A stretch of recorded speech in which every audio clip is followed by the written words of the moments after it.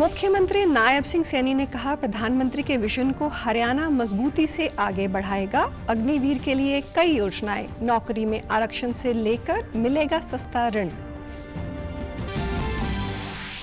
प्रदेश सरकार और सरकारी अस्पतालों के बीच चिकित्सकों के बीच हुई वार्ता के बाद हड़ताल खत्म कर काम पर वापस लौटने को राजी हुए डॉक्टर।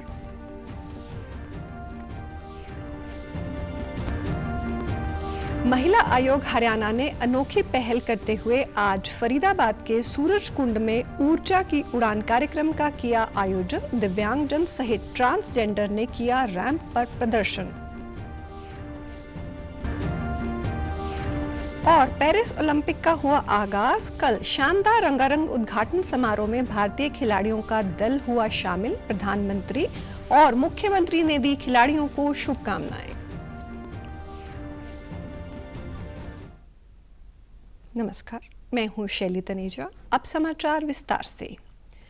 प्रधानमंत्री नरेंद्र मोदी द्वारा अग्निवीर योजना को लेकर हरियाणा की योजनाओं की प्रशंसा करने पर हरियाणा के मुख्यमंत्री नायब सिंह सैनी ने कहा कि प्रधानमंत्री के मिशन को रुकने नहीं देंगे। मुख्यमंत्री नायब सिंह सैनी कल दिल्ली के हरियाणा भवन में पत्रकार वार्ता को संबोधित कर रहे थे। उन्होंने कहा कि प्रधानमंत्री का जो विजन है उसे हरियाणा मजबूती से आगे बढ़ाएगा। मुख्यमंत्री ने प्रधानमंत्री का आभार जताते हुए कहा कि अग्निवीर को लेकर प्रदेश ने कई योजनाएं क्रियान्वित की हैं, जिसमें ग्रुप बी, सी और डी की नौकरियों में आरक्षण तथा अग्निवीर द्वारा उद्योग लगाने पर और बिना ब्याज पर 5 लाख रुपए तक का ऋण उपलब्ध करवाना शामिल है। में देश भक्ति की भावना भी कूट कूट करके भरी होगी। एक्टिव होकर के काम करेगा। जब 4 साल के बाद यहाँ आएगा, हमने अलग अलग योजना बनाई है। हमने डी ग्रुप के अंदर भी उनको आरक्षण देने की बात कही है, उनको बी और सी ग्रुप के अंदर भी नौकरी देने की हमने उसके माध्यम से बात की है। अगर वो उद्योग लगाना चाहते हैं, उस उद्योग के अंदर भी हमने उनको बिना ब्याज के 5 लाख रुपए की सहायता करने की भी योजना इसके अंदर बनाई है, हर तरीके से, कि अग्निवीर को किसी प्रकार की दिक्कत समस्या ना हो। आदरणीय प्रधानमंत्री जी के उस विजन को हम आगे बढ़ा रहे हैं। मैं धन्यवाद करता हूं आदरणीय प्रधानमंत्री जी का कि उन्होंने आज इसकी प्रशंसा की। मुख्यमंत्री ने कहा कि आज हरियाणा में स्वास्थ्य सेवाएं निर्बाध रूप से लोगों को मुहैया करवाई जा रही हैं। दुर्घटना होने की स्थिति में डायल 112 सेवा के साथ स्वास्थ्य विभाग की सेवाओं को भी जोड़ा गया है, जिसके तहत 93% समस्याओं का समाधान 5 से 7 मिनट के भीतर ही हो जाता है। दुर्घटना होने वाले व्यक्ति के एडमिट होने पर अस्पताल का खर्च सरकार द्वारा वहन किया जाएगा। परिवार में एक 2 बालक है और उसको तुरंत हमने 112 हरियाणा में एक बड़ी अच्छी सर्विस वो हरियाणा के लोगों को मिल रही है। मुझे इस बात का गर्व है कि जितनी एप्लीकेशन है उसमें से 93% समस्याओं को ऊपर उन्होंने तुरंत 7 मिनट 5 मिनट के अंदर जा कर के उसको ऊपर काबू पाने का काम किया, उसको सॉल्व करने का काम किया है।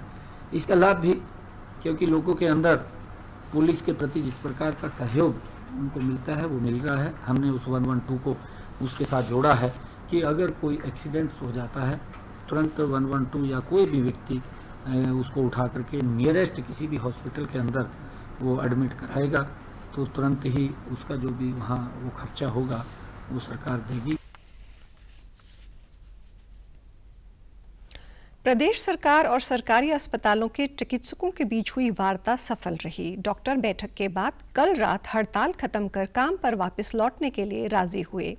सरकार ने डॉक्टरों की मांगें मानने और जल्द अधिसूचना जारी करने का आश्वासन दिया है। इससे पहले मुख्यमंत्री के मुख्य प्रधान सचिव राजेश खुल्लर ने HCMS के प्रतिनिधियों से मुलाकात की थी। सरकार के साथ प्रतिनिधियों को काम पर लौटने और बैकलॉग पूरा करने की विषय पर भी सहमति बनी है। प्रदेश में हड़ताल का असर स्वास्थ्य सेवाओं पर देखने को मिला था। प्रदेश में आगामी विधानसभा चुनाव को लेकर कल दिल्ली में भाजपा की एक उच्च स्तरीय बैठक हुई। केंद्रीय मंत्री व राज्य चुनाव प्रभारी धर्मेंद्र प्रधान ने बैठक की अध्यक्षता करते हुए चुनाव को लेकर पार्टी नेताओं के साथ रणनीति पर मंथन किया। चुनाव की तैयारियां और पार्टी के होने वाले कार्यक्रमों की रूपरेखा पर विस्तार से चर्चा की गई। पार्टी कांग्रेस की खामियों और पिछले 10 साल में किए जनहित कार्यों को लेकर जनता के बीच जाएगी। हरियाणा में भाजपा सरकार के जन कल्याणकारी कार्यों के चलते जनता से मिल रहे विश्वास पर संतोष व्यक्त किया गया। विश्वास जताया गया कि पार्टी जन आशीर्वाद और कार्यकर्ताओं की मेहनत से प्रदेश में तीसरी बार सरकार बनाकर इतिहास रचेगी। भाजपा प्रदेश अध्यक्ष मोहन लाल बड़ौली ने सोनीपत से अयोध्या के लिए 2 दिवसीय तीर्थ यात्रा बस को हरी झंडी दिखाकर रवाना किया। मुख्यमंत्री तीर्थ यात्रा योजना के अंतर्गत 47 यात्रियों को अयोध्या के लिए रवाना किया। उन्होंने कहा कि आर्थिक रूप से कमजोर परिवारों के लोगों को तीर्थ यात्रा करवाने का प्रावधान प्रदेश की सरकार ने किया है। योजना के अंतर्गत प्रदेश में लाखों श्रद्धालु अलग अलग तीर्थ स्थान पर जाकर दर्शन करने के अवसर प्राप्त कर रहे हैं। भाजपा अंत्योदय की सरकार है। उन्होंने कांग्रेस पर निशाना साधते हुए कहा है कि उनके समय में चलाई योजना में गरीब लोगों के साथ धोखा हुआ। वर्षों से ऐसा हो रहा है कि दिल्ली में जिसकी सरकार है, हरियाणा में भी उसकी सरकार रहती है। 2014 के इतिहास को हरियाणा की जनता तीसरी बार दोहराएगी और भाजपा की सरकार बनेगी। यात्री इसमें रहेंगे और सबके खाने की, रहने की, नाश्ते की, भोजन की पूरी व्यवस्था के साथ इनको भगवान श्री राम के अयोध्या दर्शन करने का मौका मिलेगा। अगर उन्होंने योजना चलाई थी तो उन्होंने गरीब जनता के साथ धोखा किया है, उसका जवाब उन्होंने देना चाहिए और बताना चाहिए कि उन्होंने इस योजना को लागू क्यों नहीं किया। हरियाणा प्रदेश में वर्षों से इस प्रकार का रहा है कि जब भी दिल्ली में सरकार जिस पार्टी की रही है, हरियाणा की जनता ने भी उस सरकार को बढ़ाने का काम किया है और 2014 में भी हरियाणा प्रदेश की जनता ने स्पष्ट बहुमत की सरकार भारतीय जनता पार्टी की बनाने का काम किया था। 2014 के इतिहास को हरियाणा प्रदेश की जनता तीसरी बार नायब सिंह सैनी जी को मुख्यमंत्री के रूप में बना के उस इतिहास को दोहराने का काम करेंगे और हरियाणा प्रदेश में तीसरी बार भारतीय जनता पार्टी की कमल के फूल की सरकार बनेगी। हमारे को बहुत खुशी है क्योंकि ये मुख्यमंत्री साहब नायब सिंह सैनी और हमारे एमएलए विधायक मोहन लाल जी बड़ौली और ये राज्य स्तर के हिसाब से जो योजना चली है बुजुर्गों के लिए बहुत अच्छी है, बहुत सुखदायी है और इन्होंने श्री राम जी के अयोध्या धाम में दर्शन कराने के लिए जो योजना चलाई है बहुत खुशी है हमारे को। जो सिरसा में कल कांग्रेस पार्टी की ओर से धन्यवाद सम्मेलन का आयोजन किया गया। पूर्व मुख्यमंत्री भूपेंद्र सिंह हुड्डा, प्रदेश अध्यक्ष उदय भान सहित तमाम पार्टी नेताओं ने कार्यक्रम में शिरकत की। हरियाणा में गठबंधन को लेकर उन्होंने कहा कि आज भी अगर केंद्र की बात की जाए तो आपके साथ गठबंधन है, लेकिन प्रदेश में किसी के साथ कोई गठबंधन नहीं है। पार्टी अपने आप चुनाव लड़ने में सक्षम है। पार्टी में कोई गुटबाजी नहीं है। भाजपा पर निशाना साधते हुए उन्होंने कहा कि मुख्यमंत्री केवल घोषणाएं कर रहे हैं। लोग अब समझ चुके हैं कांग्रेस के राज में प्रदेश नंबर 1 था, लेकिन अब बेरोजगारी में नंबर 1 हो गया है। कांग्रेस बेरोजगारों को रोजगार देने का काम करेगी। सरकार बनते ही 2 लाख पदों को भरा जाएगा। उन्होंने ठेकेदारी प्रथा को भ्रष्टाचार का अड्डा बताते हुए कहा कि युवाओं को पक्की नौकरियां मिलेंगी। लोगों को पता है, अभी कुछ करने लोग समझ चुके हैं कि हरियाणा जो प्रति व्यक्ति आय, प्रति व्यक्ति निवेश और उसमें नंबर 1 था, आज बेरोजगारी में नंबर 1 हो गया। आज असुरक्षित प्रदेश डिक्लेयर हो गया। ये अचीवमेंट है इनकी, तो इनकी अपनी उपलब्धि तो है नहीं। कुछ वर्ग के लिए हमारा मैनिफेस्टो युवाओं के लिए भी है, महिलाओं के लिए भी है, अलग अलग वर्ग सब वर्ग के लिए 3.5 लाख युवा बेरोजगार सारे उसमें कर रहे हैं हम। क्या कौन सी सरकार बनते 2 लाख जो पद खाली है वो हम भरेंगे, पक्की नौकरी देंगे। इनकी तरह ठेकेगी नहीं।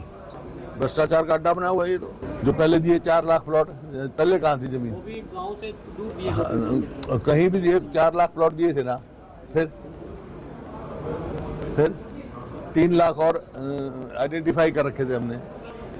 जमीन थी जब तो आइडेंटिफाई किए। मैं कई दफा कह चुका हूँ कोई गुटबंदी नहीं है।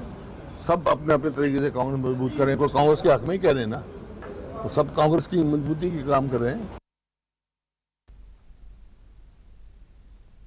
हरियाणा के कृषि मंत्री कंवरपाल गुर्जर ने आज जगाधरी विधानसभा के गांव किशनपुरा को 2 करोड़ 78 लाख के विकास कार्यों की सौगात दी। कृषि मंत्री ने आज पीडब्ल्यूडी विभाग द्वारा करीब 96 लाख की लागत से बनाई गई सड़क का उद्घाटन किया। उन्होंने कृष्णपुरा में 1 करोड़ 40 लाख की लागत से बनने वाले सद्भाव मंडप, बारात घर और कृष्णपुरा से कड़कौली तक बनने वाली सड़क का भी शिलान्यास किया। कृषि मंत्री ने कांग्रेस पर जमकर निशाना साधते हुए कहा कि भाजपा राज में पूर्व की सरकार से 10 गुना ज्यादा विकास कार्य हुए हैं। उन्होंने कहा कि आज कांग्रेस हिसाब मांग रही है, लेकिन कांग्रेस ने अपने कार्यकाल में क्या किया इस बारे में कांग्रेस के पास कोई जवाब नहीं है। कांग्रेस के पास बताने को कुछ नहीं है। कामों के बारे में कभी लोगों ने सोचा भी नहीं था कि भाई ये काम भी होंगे। आज वो सारे के सारे काम होने लगे।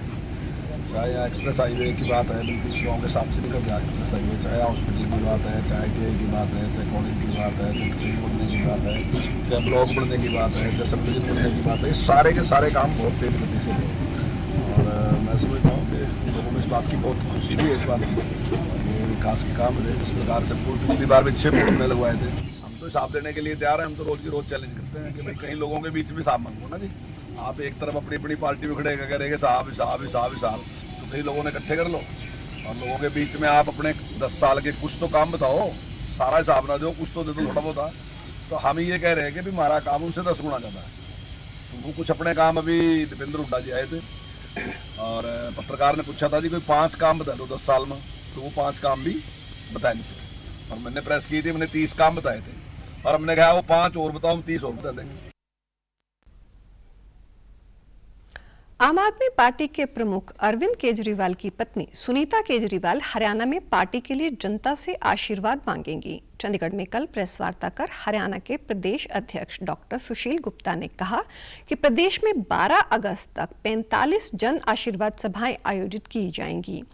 उन्होंने कहा कि लोगों ने केजरीवाल के मॉडल को अपनाया है। पंजाब और दिल्ली के बाद अब हरियाणा की बारी है। हरियाणा भी दिल्ली की तरह बनना चाहता है, जहां लोगों को मुफ्त इलाज और बेहतर शिक्षा मिले। पार्टी सभी सीटों पर चुनाव लड़ेगी। उन्होंने कहा कि केजरीवाल हरियाणा के बेटे हैं और जनता ने उन्हें अपना आशीर्वाद देने की ठान ली है। उन्होंने केंद्र पर रिमोट से सरकार चलाने का आरोप लगाते हुए कहा कि हरियाणा भाजपा के हाथों में नहीं जाएगा। आपने इस हरियाणा के परिवार की जरूरत है। आज अरविंद केजरीवाल जी को हरियाणा के आशीर्वाद की जरूरत है। आज अरविंद केजरीवाल जी को हरियाणा की हिम्मत की जरूरत है। पूरे हरियाणा में आम आदमी पार्टी 45 जनसभाएं करने जा रही है। 12 अगस्त तक हम 45 जनसभाओं को पूरा कर देंगे। दिल्ली और पंजाब के बाद हरियाणा के लाल अरविंद केजरीवाल ने अपनी गारंटियों को पूरा तो दोनों राज्यों में किया। दोनों राज्यों के आम आदमी के जीवन को खुशहाल किया। हरियाणा के हर व्यक्ति के लिए गर्व की बात है कि उनके बेटे ने, उनके भाई ने आम लोगों के जीवन को इतना बेहतर बनाया और अब हरियाणा की बारी है।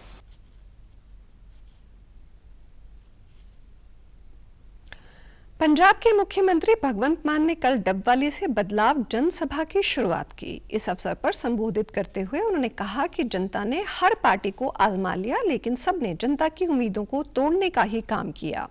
इस बार हरियाणा के लोग बदलाव के लिए वोट करें। किसी ने भी आम जनता का ख्याल नहीं रखा। अब इस व्यवस्था को बदलना है।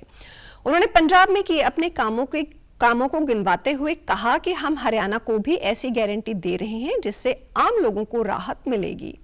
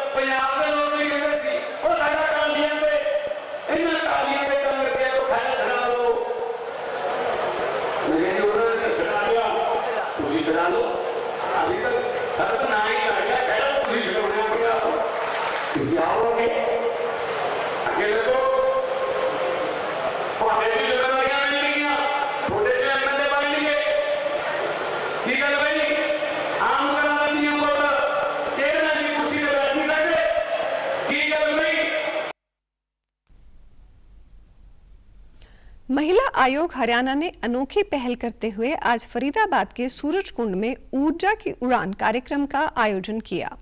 महिला एवं बाल विकास मंत्री असीम गोयल ने कार्यक्रम का शुभारंभ किया। कार्यक्रम में दिव्यांग महिलाओं और युवतियों के साथ ही ट्रांसजेंडर ने भी रैंप पर अपनी परफॉर्मेंस दी। इसका मुख्य उद्देश्य इन प्रतिभागियों का मनोबल बढ़ाना था। उपस्थित लोगों ने भी तालियां बजाकर सभी का हौसला बढ़ाया। महिला एवं बाल विकास मंत्री ने कार्यक्रम की प्रशंसा की और प्रतिभागियों को सम्मानित किया। कार्यक्रम के बाद पत्रकारों से बातचीत में कैबिनेट मंत्री असीम गोयल ने कहा कि आज के कार्यक्रम में दिव्यांग महिलाओं द्वारा फैशन को लेकर रैंप पर परफॉर्म करना अद्भुत था। दिव्यांगों के अलावा ट्रांसजेंडर और वे महिलाएं भी इसमें शामिल रहीं जिन्होंने जीवन में बहुत दुख देखे हैं। 3 कैटेगरीज के स्पेशल जो हमारे पार्टिसिपेंट्स थे, जो जिनको हम दिव्यांग कैटेगरी में कहते हैं, उन द्वारा जो है फैशन उसके ऊपर एक रैंप वॉक जो है किया गया और जिन्होंने उनको मेकअप आर्टिस्ट के नाते जो है तैयार किया ऐसे ट्रांसजेंडर हमारे साथी, और जिन्होंने उनके लिए कपड़े सिले ऐसी वो अगर हम कहें अंडर प्रिविलेज जो हमारी महिलाएं जिनको घर के अंदर बड़ा संघर्ष करना पड़ा, जिनको डाइवोर्स हो गया या विडो हैं, जिनको आगे समाज ने उस तरीके से संभाला नहीं, ऐसी 3 कैटेगरीज के नाते आज एक जबरदस्त, मैं तो कहता हूं कि इतना शानदार कार्यक्रम, ऊर्जा से भरपूर कार्यक्रम किया गया। कांग्रेस पर हमलावर होते हुए उन्होंने कहा कि 70+ का नारा देने वाली कांग्रेस पहले अपने नेताओं को एक साथ लेकर चले, वही काफी है। इनेलो बसपा के गठबंधन पर उन्होंने कहा कि यह सिर्फ एक फ्रेंडली मैच है। वो वहीं प्रदेश में आम आदमी पार्टी का कोई जनाधार नहीं है। प्रदेश में तीसरी बार भाजपा सरकार आ रही है। कोई भी गठजोड़ हो, पूछो, ये सब एक फ्रेंडली मैच फिक्स करके खेल रहे हैं। कांग्रेस और आम आदमी पार्टी का गठबंधन था, आज ये अलग अलग है, ये भी इनका फिक्स मैच है। और आम आदमी पार्टी, इनका पंजाब में तुक्का लगा, दिल्ली में फ्रीबीज के नाते आते रहे, बाकी पूरे देश के अंदर इनका क्या हुआ, मैं तो इनको वोट कटवा पार्टी कहता हूं। वहीं इस मौके पर कार्यक्रम की आयोजक महिला आयोग की चेयरपर्सन रेणु भाटिया ने कहा कि इस कार्यक्रम के माध्यम से हमने उन बेटियों को आगे लाने का प्रयास किया है जिन्हें समाज ने नकारा है, ऊर्जा भरने की और उनको एक नई उड़ान देने की जिनको लोगों ने नकारा था, लोगों ने पीछे छोड़ा था। और मेरा प्रयास रहा कि सब बेटियों को एक मंच पर एक साथ, एक तुल्य, एक बराबर, ट्रांसजेंडर को देवियों के बराबर, अपनी सिलाई वाली बेटियों को स्किल के बराबर और अपनी मेकअप वालों को खूबसूरती की देवी के बराबर एक मंच पर लाने का प्रयास किया। कार्यक्रम में शामिल हुई दिव्यांग महिला सविता वर्मा ने कहा कि आज का कार्यक्रम बहुत ही प्रेरणादायक था। उन्होंने आयोग को धन्यवाद दिया कि उन्हें एक ऐसा मंच प्रदान किया जिससे उनके हौसलों ने नई उड़ान भरी। बहुत अच्छा लगा, ये बहुत एनकरेजिंग है हमारे लिए और बहुत अच्छा लगता है जब कुछ लोग हमें सपोर्ट करते हैं, हमें आगे बढ़ना देखना चाहते हैं, क्योंकि यूजुअली डिसेबल लोगों को लाइक नहीं करते, उनको आगे बढ़ता देखना चाहते नहीं है, लेकिन यहाँ पर इतना सपोर्ट, इतना एनकरेजमेंट मिल रहा है ना कि ऐसे लग रहा है कि हम उड़ रहे हैं, we are out of the world. हमें बहुत अच्छा लगा यहाँ पर आकर और जल्दी हम जो मतलब कि हमारी ये भी सारी एंगेजमेंट हुई है, शादी होने वाली है हमारी जल्दी ही। हम चाहते हैं कि आपका आशीर्वाद बने रहे, हमारी शादी हो। एक्चुअली हमारा पूरा ग्रुप है जो जितने भी हम यहाँ ऑर्गेनाइज करते हैं हमारा, तो हम हर स्टेट में जाते हैं, नए नए बच्चों को बाहर निकालते हैं जो घर से नहीं निकल सकते, सोचते हैं कि ये कुछ नहीं होता मॉडलिंग, तो हम उनके मोटिवेट करते हैं आप बाहर निकलिए और कुछ नया डिफरेंट कीजिए। ट्रांसजेंडर सिमी ने बताया कि आज ऊर्जा की उड़ान कार्यक्रम में उन्हें बुलाया गया है, जिसको लेकर वे अपने आप को गौरवान्वित महसूस कर रही हैं और उनके करीब 30 से 35 साथी भी साथ में आए हैं। हमारे यहाँ के बहुत सारे सदस्य, हम लोग 30 से 35 लोग हम लोग आए हैं और हम लोगों को यहाँ पर बहुत अच्छा वेलकम किया, हमें बहुत अच्छा लगा। और यहाँ पर और भी लोग आए हैं, और भी मदर लोग के लोग आए, जैसे कि विकलांग लोग आए हुए हैं, उन लोगों को भी बहुत ज़्यादा सपोर्ट कर रहे हैं। और हम लोगों की स्कूल के बच्चे भी आए हैं, वो अपना कार्यक्रम रख रहे हैं। और देखो, हम भी कुछ कार्यक्रम करना चाहेंगे यहाँ पर, तो इन लोगों ने हमारे को इतना प्यार और सम्मान दिया जिससे हम लोग बहुत खुश हैं।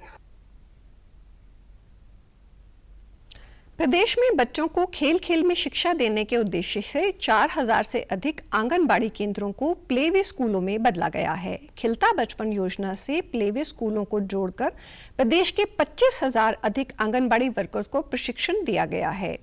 3 से 6 आयु वर्ग के बच्चों को आनंदमय माहौल में बुनियादी कौशल प्रदान किया जा रहा है। इस योजना का उद्देश्य शिक्षा के बुनियादी ढांचे में सुधार करने के साथ ही बच्चों को खेल खेल में सीखने की प्रक्रिया को मजेदार बनाना है। प्लेवे स्कूलों की पंजीकरण प्रक्रिया को भी राज्य सरकार ने आसान किया है। शर्तों को उदार बनाकर कुछ औपचारिकता के बाद प्लेवे स्कूलों को खोलने का रास्ता बनाया गया है।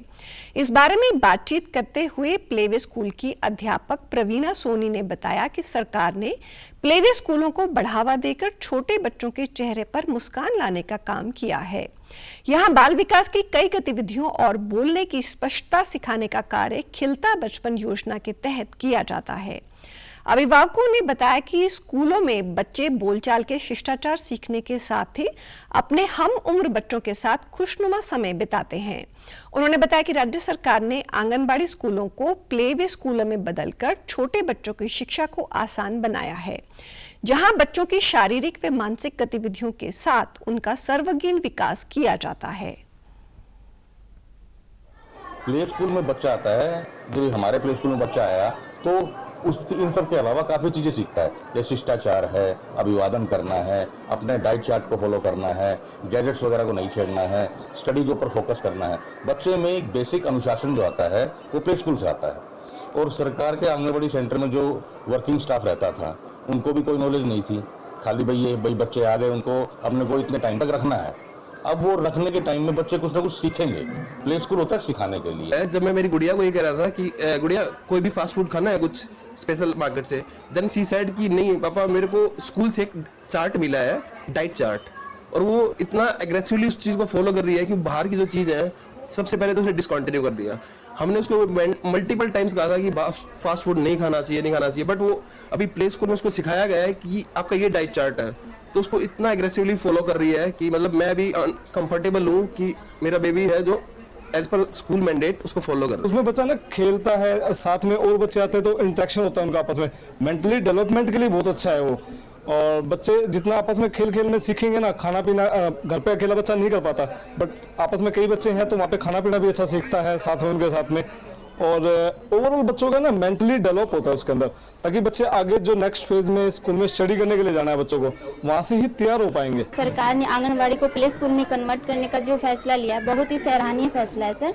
आंगनवाड़ी में इतना विकास नहीं होता था बच्चे का, लेकिन प्ले स्कूल में जाके बच्चे आपस में बोलना, पढ़ना, लिखना, खेल खेल में बहुत सी एक्टिविटीज सीखते हैं, जिससे बच्चे का मानसिक विकास होता है और पेरेंट्स भी फ्री हो जाते हैं कि 2-3 घंटे अपने बच्चे को छोड़ करके।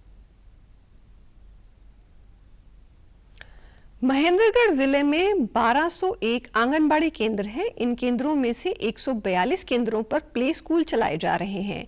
इनमें तकरीबन 1150 बच्चे शिक्षा ग्रहण कर रहे हैं, साथ ही उन्हें पौष्टिक आहार भी दिया जा रहा है। जिला कार्यक्रम योजना अधिकारी सरिता यादव ने जानकारी देते हुए बताया कि अब से पहले आंगनबाड़ी केंद्र मात्र राशन देने तक सीमित थे, लेकिन सरकार की नई योजना से अब काफी संख्या में बच्चों को लाभ मिल रहा है। अभिभावक भी इस योजना से काफी खुश हैं। 142 को प्ले स्कूल में कन्वर्ट किया गया है और इन 142 प्ले स्कूल में लगभग 1150 के करीब बच्चे हैं जो इनमें लाभ ले रहे हैं। और ये सरकार की बहुत अच्छी योजना चलाई है, क्योंकि इससे आंगनवाड़ी केंद्र को, जो लोग को पहले धारणा थी कि वो सिर्फ राशन के लिए ही बने हुए हैं, अब उनकी काया पलट कर दी और उनमें बच्चों को पढ़ाई और साथ ही साथ उसमें भोजन और साथ ही उनके स्वास्थ्य की जांच और सारी चीज़ें जो साथ साथ कराई जाती है, उनसे उन सभी को भरपूर फ़ायदा उठा रहा है। लोग इस योजना से काफ़ी खुश हैं। सभी माँ बाप चाहते हैं कि हम प्राइवेट स्कूल में ना भेज के जो सरकारी प्ले स्कूल में कन्वर्ट किए आंगनवाड़ी केंद्र, उन्हीं में हम बच्चों को भेजें। आंगनबाड़ी केंद्रों पर बनाए गए प्ले स्कूल को लेकर अभिभावकों में खुशी देखी गई। उनका मानना है कि निजी प्ले स्कूलों में फीस अधिक होती है, जिसे दे पाना बड़ा मुश्किल है। सरकार ने इस योजना को शुरू कर लोगों की सहायता की है और खेलता भी है आंगनवाड़ी केंद्र में, और यहाँ पे बच्चों को पढ़ाया भी जाता है। यहाँ अच्छा अच्छा खाना भी बनता है, यहीं पे खिलाया जाता है और बच्चों को यहाँ पे बहुत अच्छे से देख रेख भी की जाती है। मेरा बच्चा प्राइवेट स्कूल में नहीं पढ़ता है, यहीं पढ़ता है और मैं अपने बच्चे को सरकारी स्कूल या प्ले स्कूल में ही डालना चाहती हूँ। मैं अपने बच्चे को प्राइवेट स्कूल में नहीं पढ़ाना चाहती मेरे पास, क्योंकि गवर्नमेंट ने इतनी सुविधा दे रखी है, तो हम क्यों पढ़ाए प्राइवेट स्कूल में। जो सरकार का ये आंगनवाड़ी केंद्र है, इसमें जो प्ले स्कूल है वो काफ़ी हद तक बहुत अच्छा है बच्चों के लिए। यहाँ बच्चों को अच्छे से खिलाया पिलाया सिखाया जाता है, खेल कूद में भी अच्छा बच्चे परफॉर्म करते हैं। प्राइवेट स्कूल में भेजने की बजाय ये यहाँ पे अच्छा लगता है, क्यों प्राइवेट स्कूल में फीस ज़्यादा है एक तो, और वो हर कोई अफोर्ड नहीं कर पाता इन छोटे बच्चों की। इससे मेरे बेबी को बहुत ज़्यादा बेनिफिट हुआ है। ये पहले आने से इसके जा रहा था, अब यहाँ पे आता है तो खुद अपने हाथों से एक्टिविटीज़ भी कर लेता है।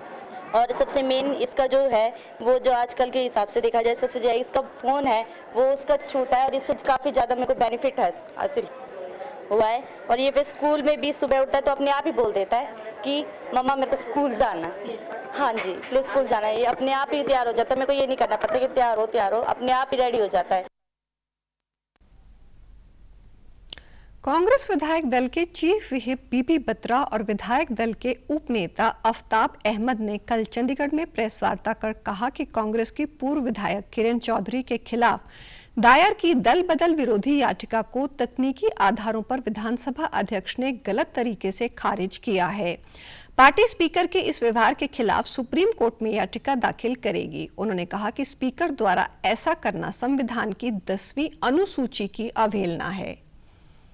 श्रीमती किरण चौधरी ने इस्तीफा दिया, उस सबको पता है, स्पीकर के संज्ञान में दिया, और हमने पहला नोटिस जब दिया तो स्पीकर के संज्ञान में इस कॉन्स्टिट्यूशन के मुताबिक स्पीकर की ड्यूटी बनती है, उसका कर्तव्य बनता है कि हाउस के एक मेंबर ने रिजाइन दे दिया है, अगर आपको समाचार पत्रों से ना पता चले, हमने पहला नोटिस उनको दे दिया, उसी समय ही उसकी कार्रवाई स्पीकर को करनी चाहिए।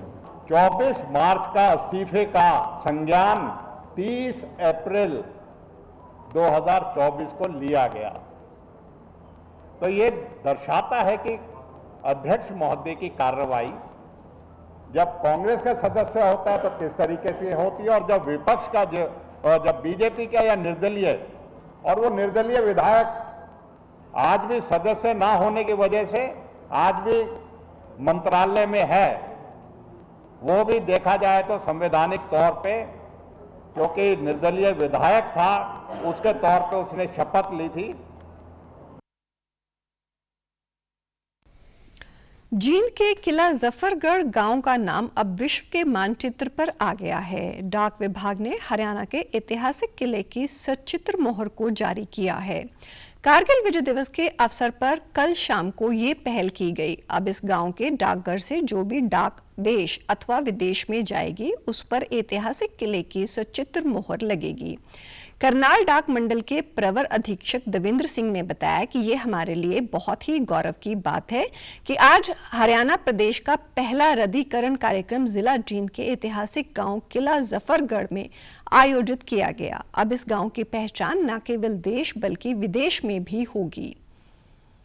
हर्ष का विषय है कि ये जो किला जफरगढ़ है, इसके ऊपर एक भारतीय डाक विभाग हरियाणा परिमंडल की ओर से एक स्थायी सचित्र रद्दीकरण इस ग्राम डाकघर किला जफरगढ़ में जारी किया जा रहा है।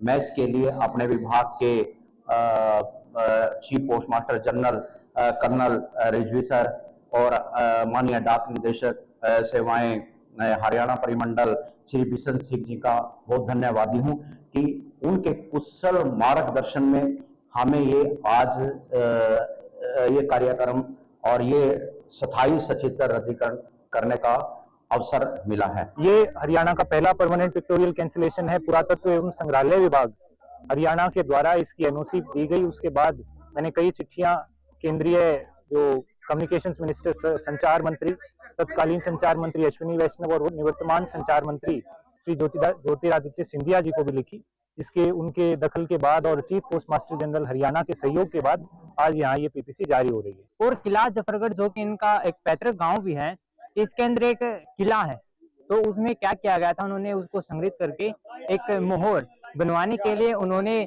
प्रयासरत पत्र भेजे बार बार, और आज उनकी यह कामयाबी मतलब की सफलता उन्होंने हासिल की है। और आज जो उनकी टिकट है उनका इनॉग्रल हो रहा है। ये टिकट जारी स्टैंप जिसको मोहर कहते हैं हिंदी में, उसमें गांव के किले का मेन गेट वो दर्शाया गया है, और वो अब इसमें करनाल डिवीजन ने डाक खाना विभाग ने वो अब मंजूरी दे दी है।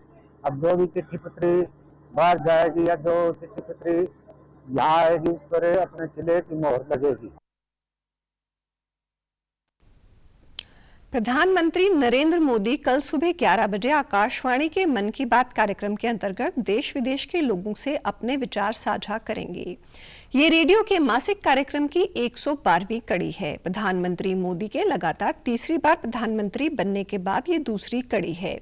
यह कार्यक्रम आकाशवाणी और दूरदर्शन के सभी नेटवर्कों, AIR न्यूज वेबसाइट और news on AIR mobile app पर उपलब्ध रहेगा। आकाशवाणी के YouTube channel DD news, PMO और सूचना तथा प्रसारण मंत्रालय में इसका सीधा प्रसारण किया जाएगा। प्रधानमंत्री के कार्यक्रम के तुरंत बाद सभी क्षेत्रीय भाषाओं में इसका प्रसारण किया जाएगा।